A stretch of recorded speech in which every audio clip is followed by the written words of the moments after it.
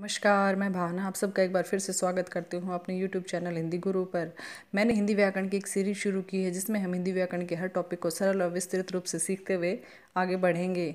हिंदी व्याकरण एक ऐसा विषय है जो कि स्कूल के छोटे छोटे बच्चों से लेकर सभी प्रतियोगी परीक्षाओं की तैयारी करने वाले विद्यार्थियों के काम आता है।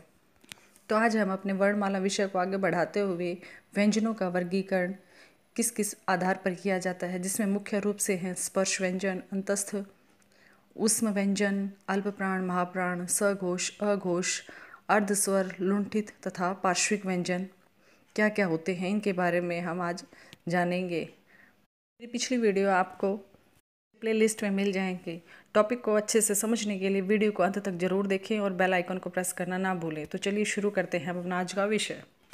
तो सबसे पहले हम जानेंगे कि व्यंजन होते क्या हैं। जिन वर्णों का उच्चारण स्वरों की सहायता से होता है उन्हें व्यंजन कह सकते हैं। दूसरे शब्दों में हम कहें कि जो वर्ण किसी दूसरे वर्ण अर्थात स्वर की सहायता के बिना आसानी से ना बोले जाए उन्हें व्यंजन कहते हैं। व्यंजन अपने मूल रूप में जब होते हैं तो इनके नीचे हल या हलंत लगा हुआ होता है। जब इनमें हम अ स्वर को जोड़ देते हैं तो यह हलंत हट जाता है और ये आसानी से बोले जा सकते हैं। व्यंजन संख्या में 33 होते हैं। यदि इनमें हम द्विगुण व्यंजन को जोड़ दें तो ये संख्या में 35 हो जाते हैं। इनमें स्पर्श व्यंजन 25, 4 अंतस्थ व्यंजन तथा 4 ऊष्म व्यंजन होते हैं। इनके अलावा इनमें 4 संयुक्त व्यंजन भी होते हैं। व्यंजनों की कुछ विशेषताएं भी होती हैं जो इस प्रकार हैं। व्यंजनों को स्वतंत्र रूप से नहीं बोला जा सकता और बिना रुके लगातार इनका उच्चारण भी नहीं किया जा सकता है। तो उच्चारण के आधार पर व्यंजनों के 3 भेद हैं। पहला स्पर्श व्यंजन, दूसरा अंतस्थ व्यंजन और तीसरा ऊष्म व्यंजन। स्पर्श व्यंजन वे व्यंजन जिनका उच्चारण करते समय फेफड़ों से निकलती हुई हवा मुंह के किसी भाग को स्पर्श करती है, वे व्यंजन स्पर्श व्यंजन कहलाते हैं। ये संख्या में 25 हैं, क से लेकर म तक, जिन्हें की 5 वर्गों में बांटा गया है। नंबर 2 अंतस्थ व्यंजन। व्यंजन और स्वर की स्थिति के ठीक मध्य होने के कारण इनका नाम अंतस्थ रखा गया है। ये संख्या में 4 हैं, य, र, ल और व। इनके उच्चारण में वायु का अवरोध बहुत कम होता है और इनका विभाजन हम इस प्रकार से कर सकते हैं। नंबर 1 अर्धस्वर, नंबर 2 लुंठित कंपित स्वर, नंबर 3 पार्श्विक स्वर। नंबर 1 अर्धस्वर, जो पूर्ण रूप से न तो स्वर हैं और न ही व्यंजन हैं, इन्हें अर्धस्वर कहते हैं। यह और वह अर्धस्वर हैं। नंबर 2 लुंठित या प्रकंपित व्यंजन। प्रकंपित का अर्थ होता है कांपता हुआ और लुंठित का अर्थ है लुढ़कता हुआ। जिस व्यंजन के उच्चारण में जीभ लुढ़क कर कांपती हुई तालू से स्पर्श करे वो लुंठित व्यंजन कहलाते हैं।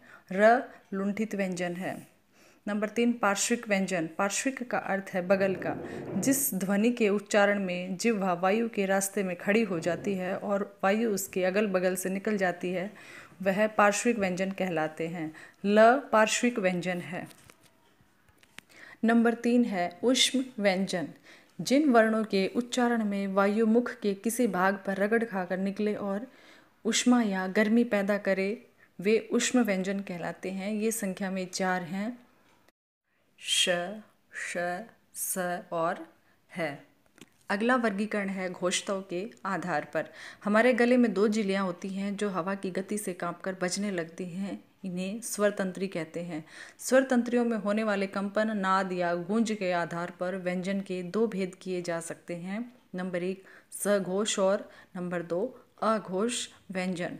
सघोष स यानी कि साथ में अर्थात घोष के या गूंज के साथ जिन व्यंजनों के उच्चारण में स्वर तंत्रियों में कंपन पैदा होती है वे सघोष व्यंजन कहलाते हैं। सभी वर्गों के तीसरा, चौथा और पांचवा व्यंजन सघोष व्यंजन होते हैं। अघोष व्यंजन। अ का अर्थ होता है रहित या बिना, अर्थात जिन ध्वनियों के उच्चारण में स्वर तंत्रियों में कंपन ना हो वे अघोष व्यंजन कहलाते हैं। प्रत्येक वर्ग का पहला और दूसरा व्यंजन अघोष व्यंजन है। अगला वर्गीकरण है प्राणत्व या श्वास की मात्रा के आधार पर। प्राणत्व के आधार पर व्यंजनों के दो भेद किए गए हैं। नंबर 1 अल्प प्राण और नंबर 2 महाप्राण। अल्प प्राण व्यंजन। अल्प का अर्थ होता है कम और प्राण का अर्थ होता है वायु, अर्थात जिन व्यंजनों के उच्चारण में मुख से कम हवा निकले वे अल्प प्राण व्यंजन कहलाते हैं। प्रत्येक वर्ग का पहला, तीसरा और पांचवा व्यंजन अल्प प्राण व्यंजन होता है। नंबर 2 महाप्राण। महा का अर्थ होता है अधिक या ज़्यादा और प्राण का अर्थ होता है वायु, अर्थात जिन व्यंजनों के उच्चारण में मुख से ज़्यादा वायु निकले वे महाप्राण व्यंजन कहलाते हैं। प्रत्येक वर्ग का दूसरा और चौथा व्यंजन महाप्राण व्यंजन कहलाता है। धन्यवाद।